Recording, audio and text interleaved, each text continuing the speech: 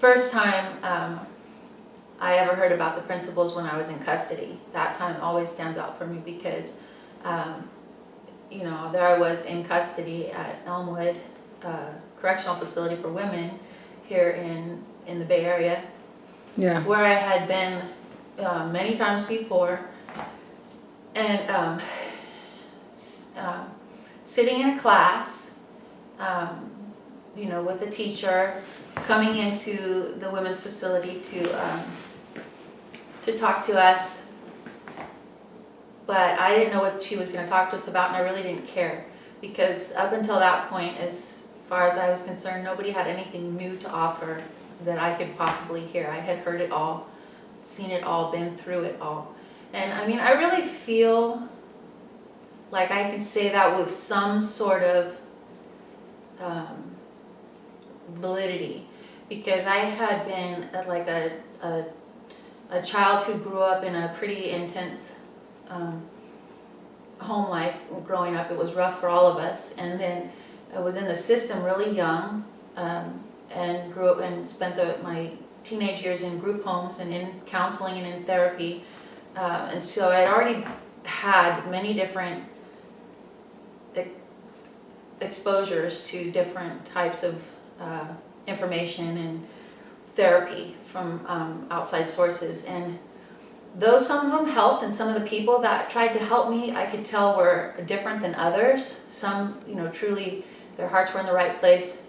They still always were saying something. There was, when they came down to the bottom of it, they never quite seemed to be able to help me with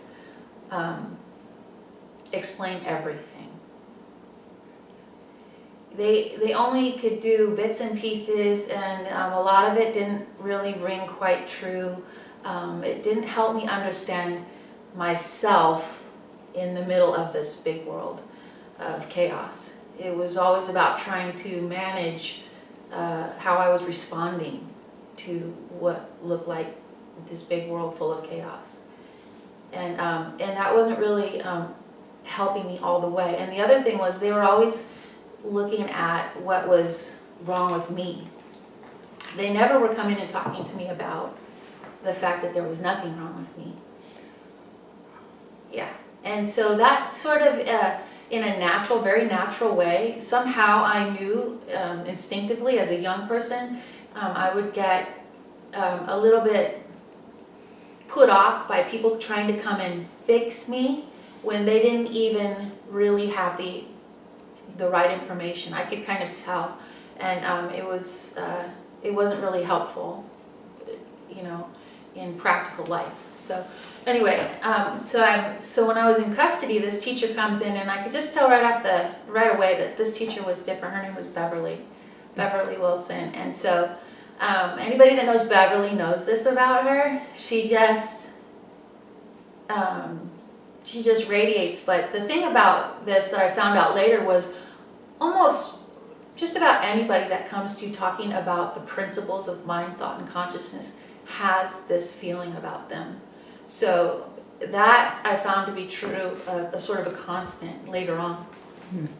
But with Beverly, she was really deep in her understanding, and she was really there to come and help us. And so I just remember, I didn't know it at the time, but I'm sitting in the back of this big, large room that they had with a bunch of other inmates, where I'd been many times before, and how I feel about it was like I was sort of stuck in the middle of an iceberg, and I felt very numb and tuned out to the rest of the world, and I felt like I'd been there for a very long time.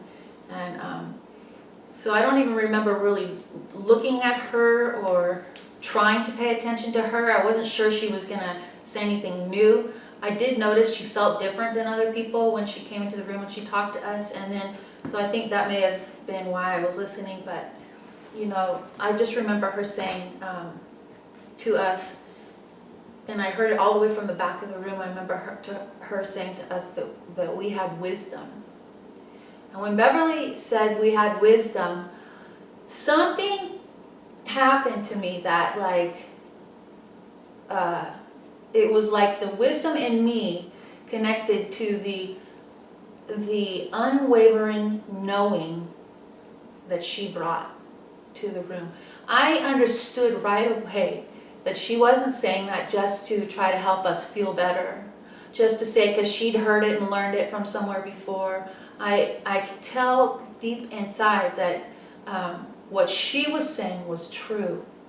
I just couldn't catch up or figure out how that could be true because I was staring down at my chanclas and sitting in jail for the I don't know how many time at in my early 30s, and where I kept winding up because for some reason I couldn't figure this wisdom out. And but I heard her, and the wisdom in me knew that she knew what she was talking about, and so I knew almost like immediately to just go to her and seek what it is that she knew. How is that, or what is that? What is it that you know? Because from a small child, I knew that too, but yet the outside world would tell me different, and my own behavior looked different, and I understood that, but I also understood there was something inside of me that there was reasons why I did what I did, and there was also a desire to thrive that kept me still hanging around on the planet, that was searching for someone who had the right knowledge, like somebody who had the answers. And it just seemed at that moment like that's when the lights went on, or a better way for me to describe it, when that iceberg started to thaw. I see this a lot. A lot of people hear you're a part of, but it's very tricky. It's very subtle, this wording we use, because that's not what I heard when I had a huge insight. What I heard was, you are this. You are mind, which is this natural intelligence that is behind all things, that is beautiful and that is love. And I knew that to be true out here in my animals. I had seen it in life, but I wasn't, there was something causing me not to feel it within myself. And it was one thought, one idea I had about myself, which was I'm no good, which I came up with when I was little. And so understanding these principles about how we use this gift to create our own ideas and then live them really helped me see I am this power that's causing me to feel less than anybody else, which causes me to have all these crazy experiences in life. And it's me doing this, not that I got dealt a bad hand, not that there's something wrong with me. Actually, it's the opposite. It's that I'm so perfect and so powerful that I can create my life in a total distress, or even in the middle of a chaotic life. When I was little, I used to create perfect harmony. And I saw it. I just saw that. I saw that I'm not connected to mind. I am mind. Just because you learn about mind, thought, and consciousness does not mean you're going to escape the human condition. You're not going to escape your experiences of life. You're just going to have a different experience of them. It's going to change your experiences of life. Definitely your awareness level, the level of where you're at with it. And that's definitely been what's happened for me. I got to ride this great insight and many, many more for years and years and years. And then I got my own set of ideas stuck in my head that I kind of got tripped up on and drove myself down. And all I can say about that is the principles for me, what I've learned about whether I'm doing really well, which I've had that experience now in life, or whether I'm doing what looks like it's really poor, the principles have kept me knowing. See, I now understand I've always been tethered to, I'm always tethered to that core, I don't want to say understanding that I'm okay, because there's times when you just don't feel okay. So, but somewhere deep in the recourses of you have a sense for that, and I have a much more concrete sense of that than I ever did before, and the understanding keeps me tethered. But the understanding also helps me ride out these blind spots, these human experiences, or these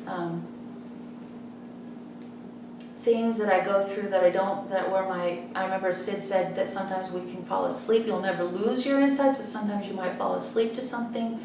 So I keep that in mind, that when I'm having a terrible experience, and no matter what the level, I'm falling asleep a little bit, that I'm just waiting to wake back up, and I'm looking for the wisdom, and I'm looking for the insight to help me. And I've learned that wisdom and insights change how they come to you. They're not going to come always as these big, whoa, right? Which is how they did for me in the beginning, because it was so brand new. Now they're much more subtle, and I don't know, and much more gradual.